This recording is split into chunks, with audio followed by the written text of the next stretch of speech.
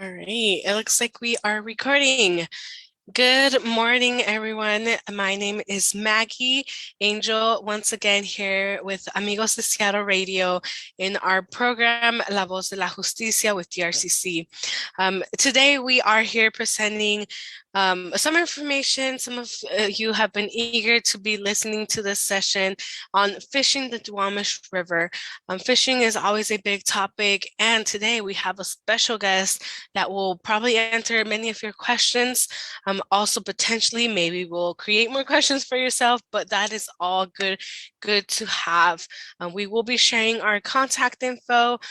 We will be opening the comment section on Facebook. So if you have any questions, any comments, any concerns, feel free to leave those on the comment section or email us directly. By the end of this video, we will be posting our emails so you could get those to us. But before we get more further, I would like to introduce our special guest from today, who is from the Washington State Department of Health, Emerson Christie. I believe hopefully I pronounced that right. Welcome to our show. Thank you. Yeah, I'm happy to be here and answer some questions. Happy to have you. Would you like to just introduce yourself really quick, just your name, pronouns, and probably your job title? Yeah, my name is Emerson Christie. He, him pronouns, and I'm a toxicologist with the Washington State Department of Health. Awesome. Sounds so fancy. So for those of you that are wondering what that is, we will get into it. Emerson will talk a little bit about his job and what they do. So before we get too confused, I do want to tell folks that this is a recorded video. So if you want to rewind it or fast forward, you're more than welcome to. This will be posted on our DRCC website, also our YouTube channel and Facebook page. So feel free to look for this video on those sites. But let's get started, Emerson. Let's get started with some of these questions we have listed here. So for those of us that are curious, what is the Washington State Department of Health? Yeah, so the Washington State Department of Health is a state agency. We work with others to protect and improve the health of people in Washington State. Our programs and services help prevent illnesses, injuries, promote healthy places to live and work, and provide information to help people make good health decisions and to ensure that our state is prepared for emergencies and that sort of thing. Awesome. Something really important, I think, to bring up and what we are listening to when we talk about illnesses. I think many of us are kind of having these questions, right? Like sickness and going through a pandemic, we all are questioning like, who's doing what? So we're glad to have you here answering some of these questions. Again, today we're focusing on fishing. So that's kind of where we're talking about. But before we get more further, I'm really curious we did hear your job title, but can you tell us what makes you passionate about this job? Yeah, so essentially, I believe that the protection of our environment and human health are tightly connected, and that communicating this connection allows people to make better decisions for themselves and the environment. And yeah, specifically what I do is, I determine human health risks that are associated with eating fish from water bodies throughout Washington State. And what better water body to talk about but the Duwamish River, isn't that correct, Emerson? So many of you that have been listening to our sessions have learned about the Superfund site. So now the next question we have is, we know about the lower Duwamish waterway, which is the Superfund site, and we know it's polluted. What does this mean, and how does it affect the environment and human health? Yeah, so pollution is the introduction of something into the environment that has like an undesired impact. For a water body like the Duwamish, these are typically chemical contaminants. They'll come from a number of sources, and each contaminant would have a different environmental or human health impact. From a human health perspective, we're often looking at, skin contact with contaminated water, skin contact with dirt or mud, obviously drinking of contaminated water, or in this case today, eating of contaminated fish. Thank you. Thank you. The next question I have is a little more logistic for those of you that are listening. It's talking about chemicals. So we're also curious about that, Emerson. So we know that the lower Duwamish waterway has more than 42 chemicals in sediment and above that are above the cleanup standards. And there are 4 chemicals of concern that are being cleaned up in the sediment, including PCBs, arsenic, PAHs, dioxins, and for, I believe you say ferrins. What is DOH roles, Department of Health, in what's happening next? So how does pollution get from the sediment or water into the fish and then to the people?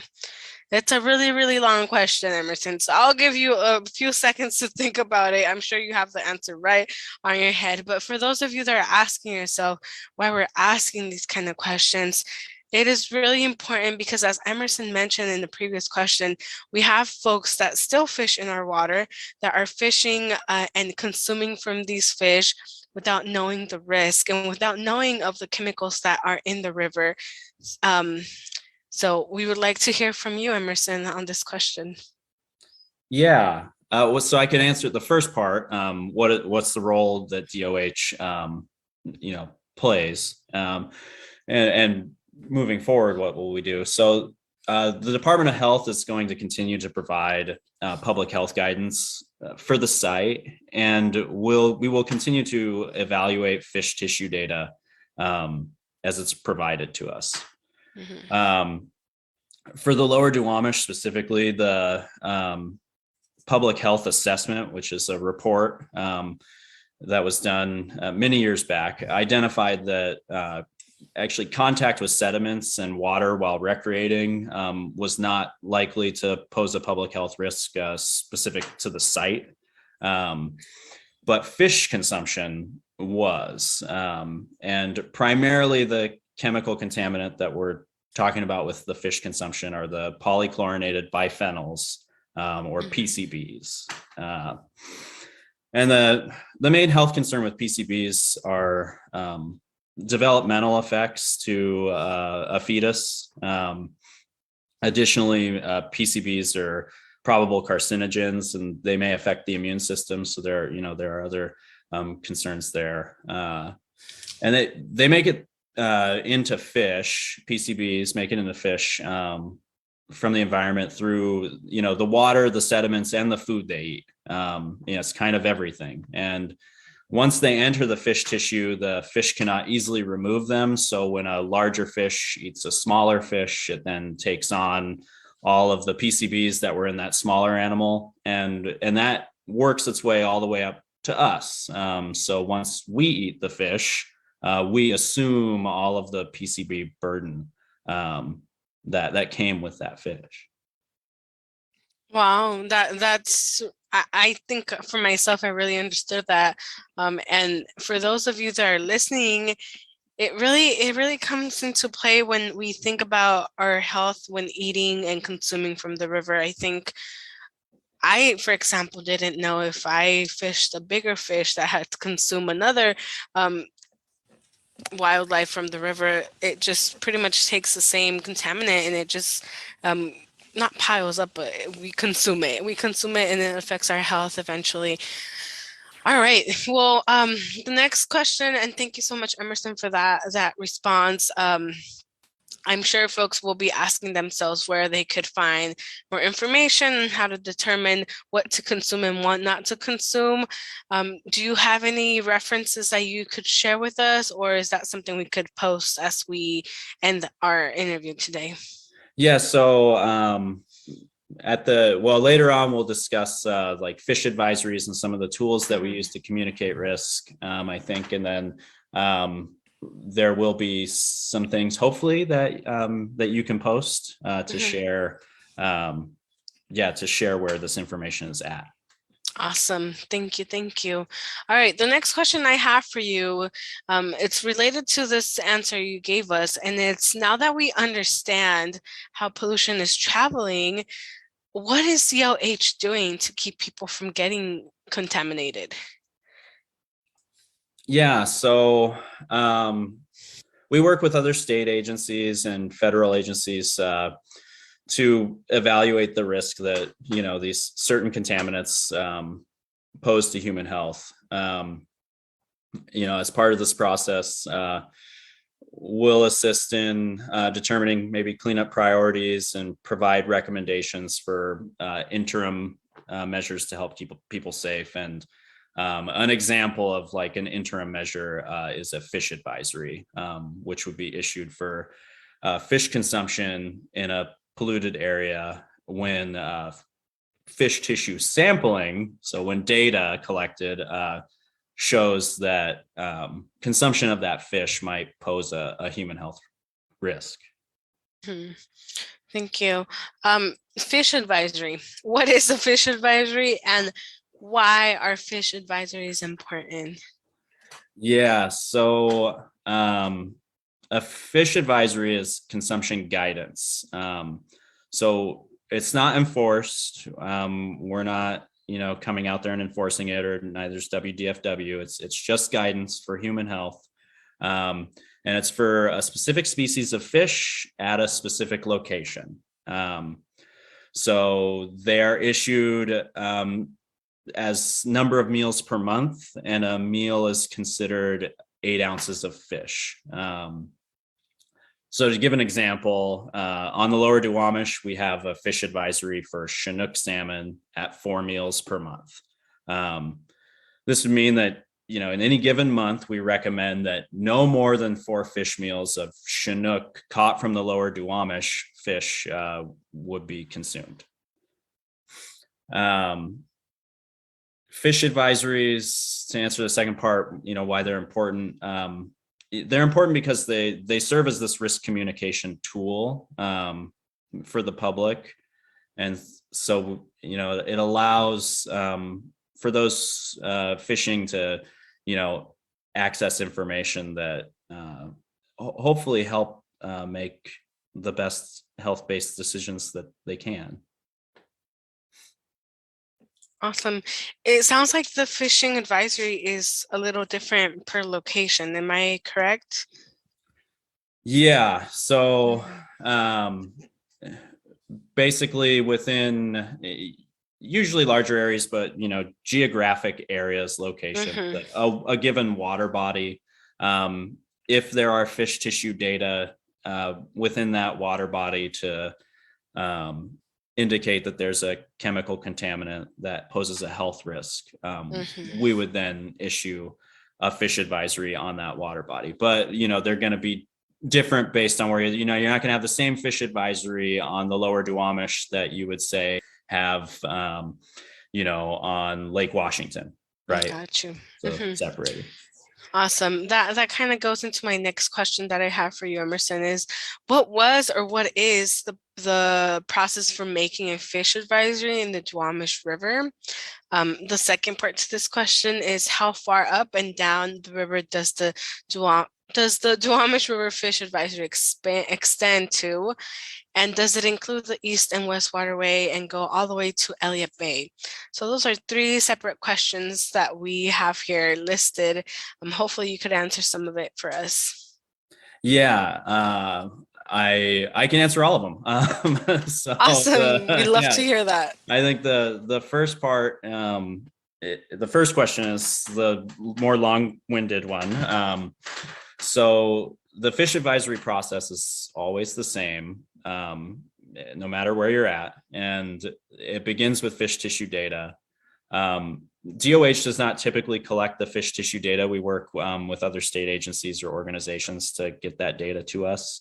But once we have the data, we can, look at it, and if they indicate that a contaminant concentration in the fish tissue are above a safe consumption value, which we call this a screening value, then we use an equation, to calculate a safe number of meals to give folks what they really want to know, which is like, well, how much can I eat? How many meals per month could I consume? Details specific to the Lower Duwamish Fish Advisory are included in DOH's public health consultation, which was completed back in 2005. And I think we've shared a link to that. So hopefully folks who are, really interested in the details can go and find them there. The current advisory, so to answer those last two questions, the current advisory starts at the mouth of the river at Elliott Bay and extends upriver to River Mile 5. And that does include the East and the West Waterway. Okay, thank you. I know you talked about this previously, and it's about eating, consuming. I believe you said Chinook, salmon. Our question is, again, what fish are we allowed to eat, and can you explain why salmon are safer to consume? Yeah. So in the Lower Duwamish, only salmon are considered safe to eat. So all other, we call them resident fish, which means fish that, spend their whole life in the Puget Sound or, maybe even in the Duwamish River, are considered not safe to eat. So that's, it's not safe to eat flounder, perch, rockfish, sole, crab, clams, mussels. It's only safe to eat salmon, which is the unfortunate reality that we're at right now. And salmon species are safer to eat because, they spend a lot of their life out in the ocean outside of Puget Sound and away from the contamination. So they don't get the constant loading of contaminants. Now, that said, Chinook and blackmouth both do have fish advisories recommending that you only eat 4 and 2 meals per month of those fish from the Lower Duwamish. And that, again, is due to, proportion of time spent in contaminated areas.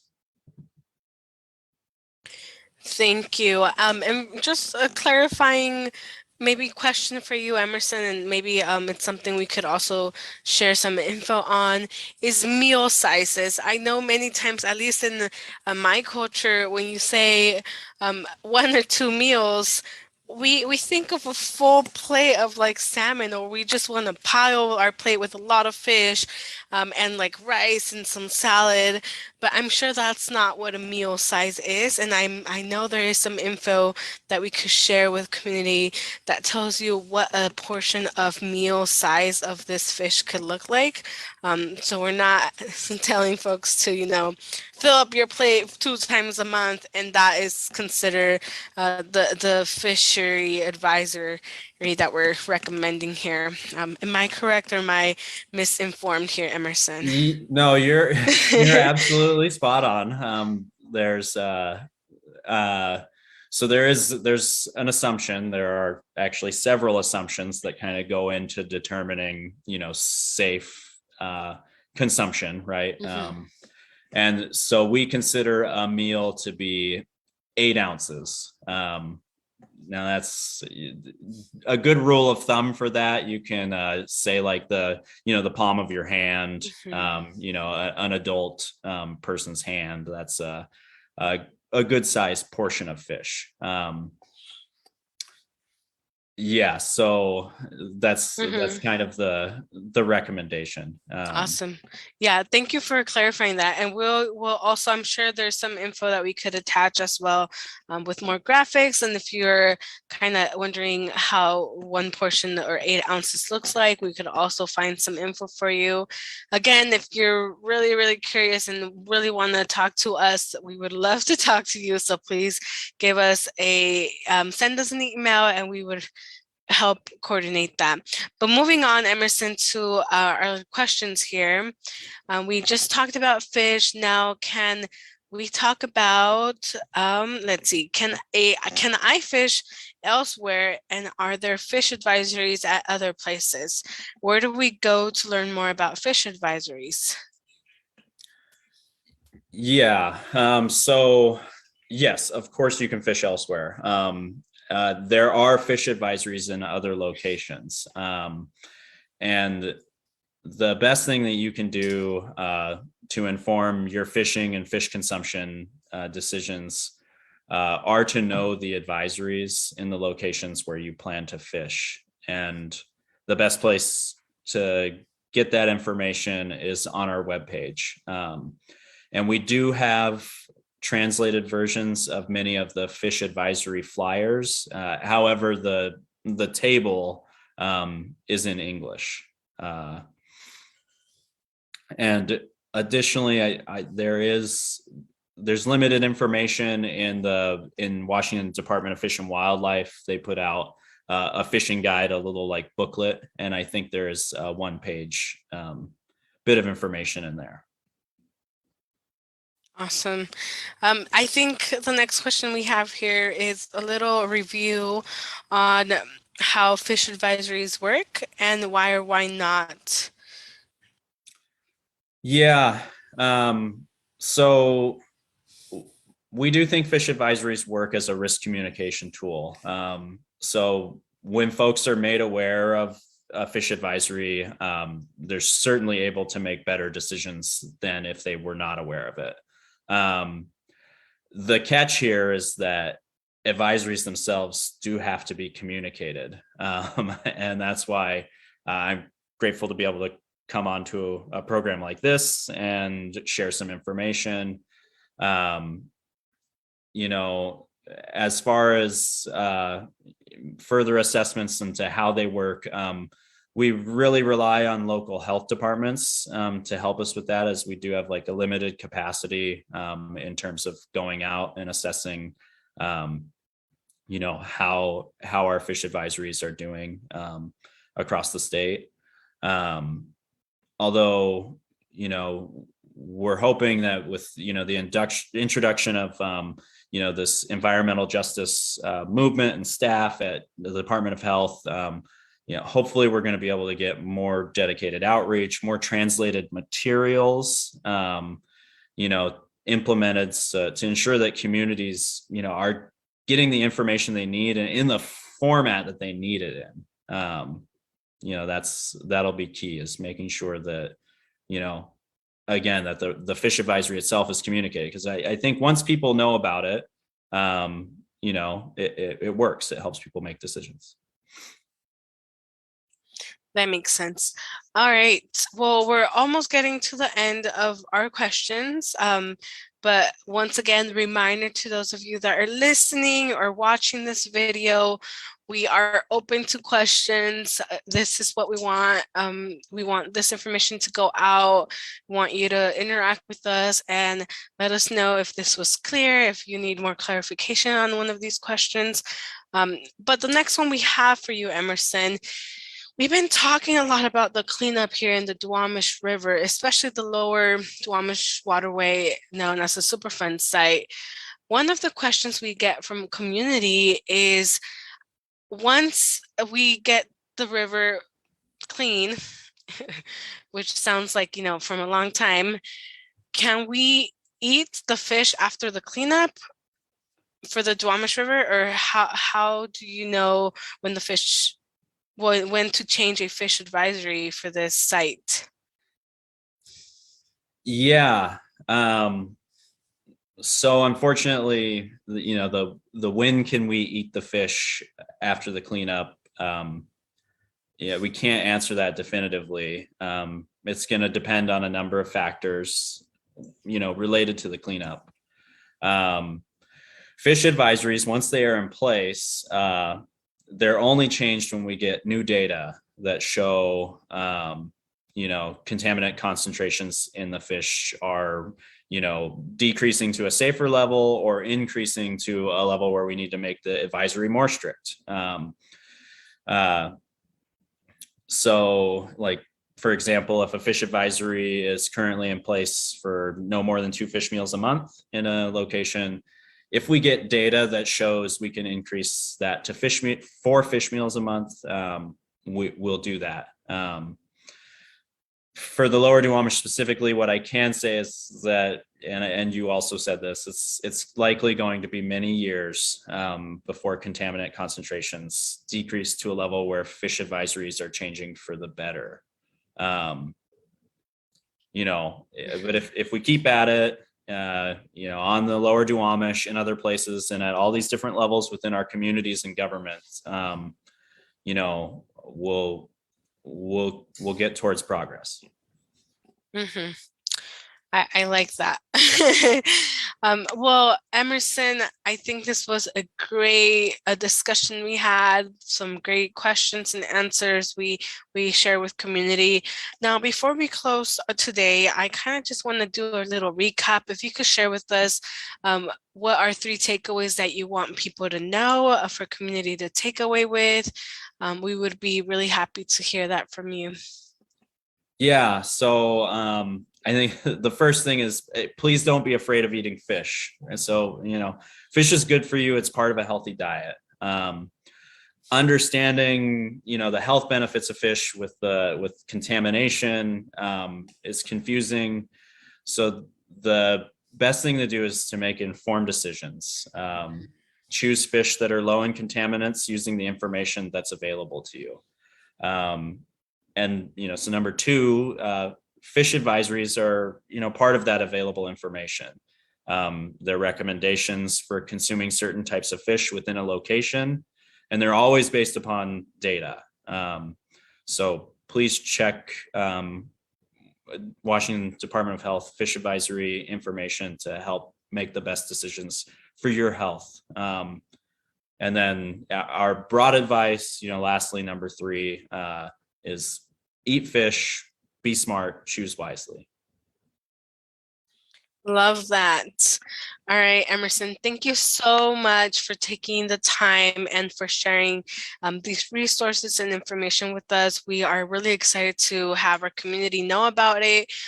There will be a translation script attached to this video. So for those of you that are looking for Spanish, just know this will be available also for yourself with this information given. And once again, Emerson, thank you so much for joining us, and thank you, Amigos de Seattle, for hosting us. We look forward to hearing from you, Emerson, and hearing from everyone else in their questions. And don't forget to check out the comments. Don't forget to check out the description. We have some links there for you with more info. Other than that, enjoy your week and hope you all have a great, great, great evening.